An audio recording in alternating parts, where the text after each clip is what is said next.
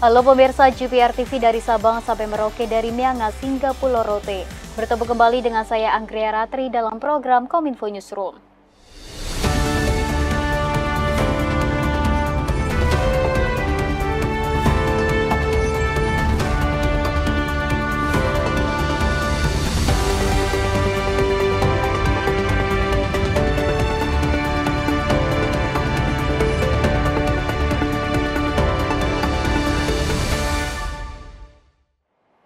Kita ke informasi yang pertama pemirsa. Wakil Presiden Ma'ruf Amin menekankan pengelolaan wakaf uang di Indonesia memiliki potensi besar dalam peningkatan kesejahteraan masyarakat. Pemanfaatan hasil wakaf uang yang produktif diharapkan dapat bermuara pada pengentasan kemiskinan hingga penciptaan lapangan kerja.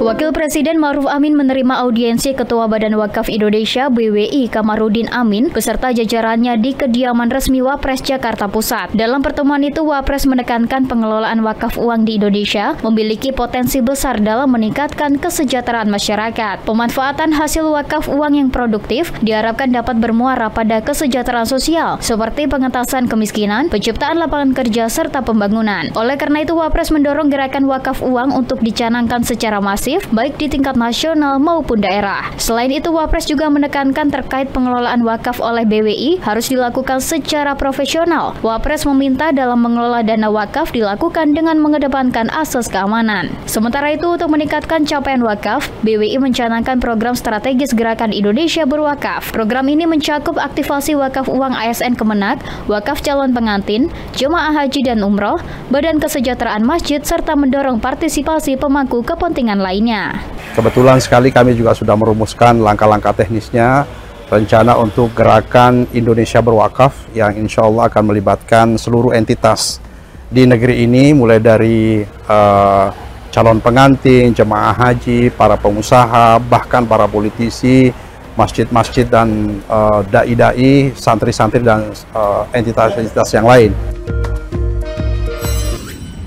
Menteri Ketenagakerjaan Ida Fauzia kembali mengajak orang tua bersama pemerintah, dunia usaha, dan serikat pekerja untuk terus bersinergi melakukan inovasi sebagai bentuk komitmen menghapus pekerja anak di Indonesia. Ajakan disampaikan Menaker saat meluncurkan peta jalan Indonesia bebas pekerja anak lanjutan tahap 2 di Jakarta. Dalam rangka Hari Anak Nasional 2024 pada 23 Juli 2024, pemerintah melakukan berbagai upaya untuk meningkatkan kesejahteraan dan perlindungan anak di Indonesia. Salah satunya yang dilakukan oleh Menteri Ketenagakerjaan Ida Fauzia kembali menyerukan agar orang tua, pemerintah pusat, pemerintah daerah, dunia usaha, dan serikat pekerja terus bekerja sama dan melakukan inovasi supaya menghapus praktik pekerja anak di Indonesia.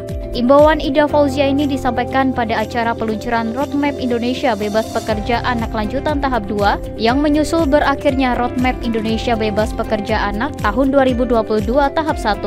Roadmap atau peta jalan ini diharapkan semua pihak dapat bersinergi untuk mewujudkan lingkungan kerja yang lebih aman dan layak bagi anak-anak, serta mendukung pertumbuhan dan perkembangan mereka secara optimal.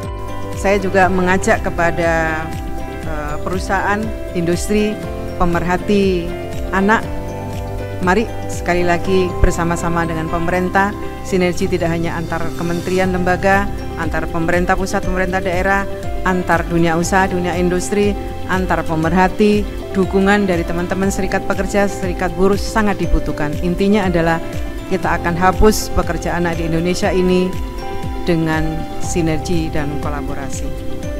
Lebih lanjut, Ida menambahkan tak akan berhenti melakukan penanggulangan pekerja anak demi terwujudnya Indonesia Emas 2045.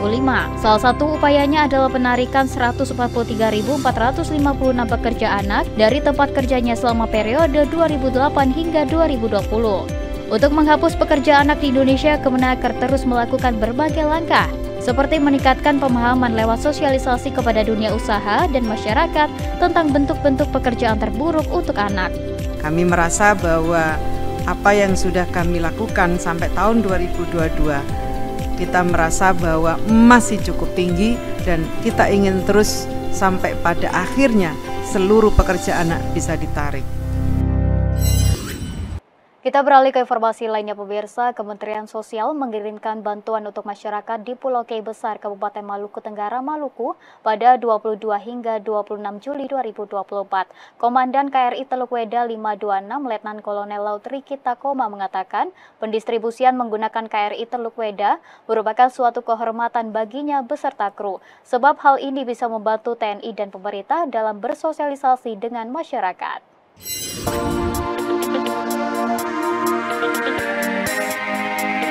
Dalam rangka bakti sosial di Pulau Kei Besar, Maluku Tenggara, Kementerian Sosial bekerja sama dengan TNI Angkatan Laut dalam pendistribusian bantuan. Proses pengangkutan bantuan dilakukan menggunakan kapal perang Republik Indonesia Teluk Weda 526. Adapun barang bantuan tersebut diantaranya berupa pupuk, kasur, vitamin, tandon air kapasitas 1.100 liter, traktor tangan, kapal-kapal nelayan berukuran kecil, dan sebagainya. Komandan KRI Teluk Weda Letkol Laut Riki Takoma mengatakan proses embarkasi bantuan dari Kemensos tersebut telah dilaksanakan secara bertahap sejak kemarin. Rencananya bantuan tersebut akan dikirim ke Kecamatan Kei Besar, Kabupaten Maluku Tenggara, Provinsi Maluku pada Rabu siang 24 Juli 2024. Jadi siang ini sudah hari siang ketiga, kami sudah 2 malam, itu sudah 75%. Ini kita masih melihat di sebelah sana, itu barang-barang yang terakhir, barang bantuan, bahan kontak yang akan dimasukkan ke dalam tank deck, sehingga insya Allah sore ini bisa selesai seluruhnya masuk ke dalam. Letkol Riki juga mengatakan kesempatan ini adalah pertama kalinya dirinya dan kru KRI Teluk Weda 526 dalam menjalankan misi pengiriman bantuan ke Kei Besar. Ia menyampaikan Menteri Sosial Risma Maharini juga akan turut dalam pelayaran dari Ambon menuju ke Kei Besar yang memakan waktu sekitar 30 jam. Pemirsa, Kementerian Agama menilai istitoah kesehatan sebagai syarat untuk berangkat ke Tanah Suci telah mampu menekan angka kematian.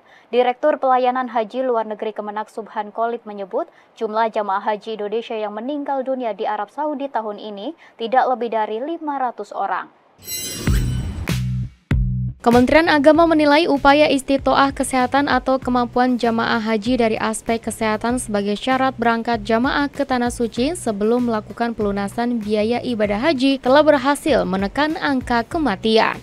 Direktur Pelayanan Haji Luar Negeri Kemenak Subhan Khalid memaparkan tahun lalu lebih dari 700 jamaah haji Indonesia meninggal dunia di Tanah Suci. Sedangkan pada tahun ini dari kuota jamaah haji Indonesia yang berjumlah 241.000 orang, angka kematian di Tanah Suci tidak lebih dari 500 orang.